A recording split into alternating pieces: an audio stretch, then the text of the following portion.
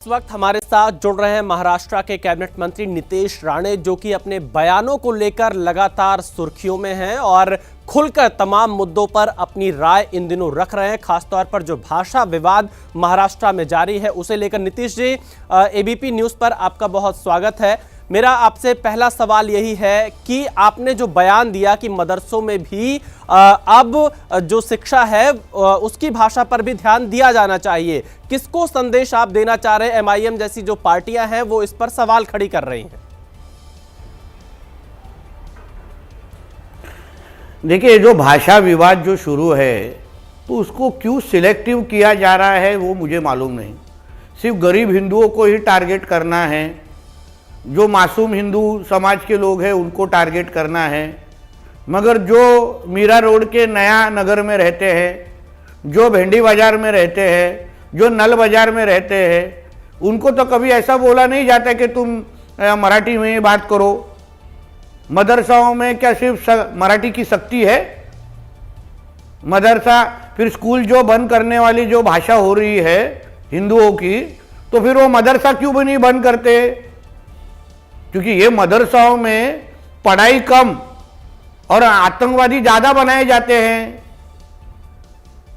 कितने सारे हमारे पास उदाहरण हैं जहां इन मदरसाओं में गन मिले हैं, तलवार मिले हैं, जिलेटिन मिले हैं। तो इस तरीके से सिर्फ हिंदुओं को अगर कोई टारगेट करके हिंदुओं को बांटने की साजिश अगर कोई कर रहा होगा, हमारे हिंदू राष्ट्र को बांटने का अगर कोई काम कर रहा होगा, तो उसके ऊपर तो विरोध करना ही चाहिए। क्योंकि उधर जिनको मराठी आती नहीं, बोलने की हिम्मत भी नहीं करते।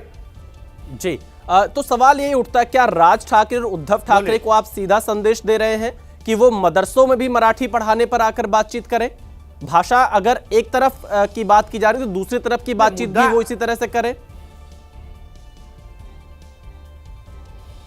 मुझे लगता है कि फिर मराठी शक्ति की जो बात हो रही है, जो हमारे महाराष्ट्र में मराठी शक्ति है, मराठी जो लोग हैं वो भी हमारे साथ में है, उनको भी समझ रहा है कि ये हिंदुओं को बांटने की साजिश शुरू है। इसलिए तो हमारे पंतप्रधान मोदी जी ने नारा दिया था ना, एक है तो सेफ है।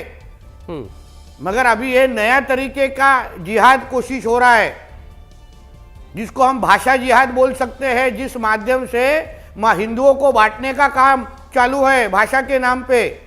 पहले जात के नाम पे शुरू हुआ, फिर अभी भाषा के नाम पे हो रहा है। मगर पहलगाम में जब हल्ला हुआ तभी उन्होंने ना जात पूछी, ना भाषा पूछी, धर्म पूछ के गोली मारी है। तो हमारी लड़ाई जिन जिहादियों के खिलाफ है, गजवाई हिंद के खिलाफ है, जिनको हमारे इस हिंदू राष्ट्र को इस्लाम राष्ट्र गजवाई हिंद के को का अंतर्गत करना है, उनके खिलाफ हमको लड़ना है, ना कि हम आपस में हिंदू बंधु बन के लड़ना चाहिए। क्योंकि जितना हम आपस में लड़ेंगे ना हिंदू बन के, उतनी ही शीर खोरमा की पार्टी भेंडी बाजार और नल बाजार में ये लोग करेंगे।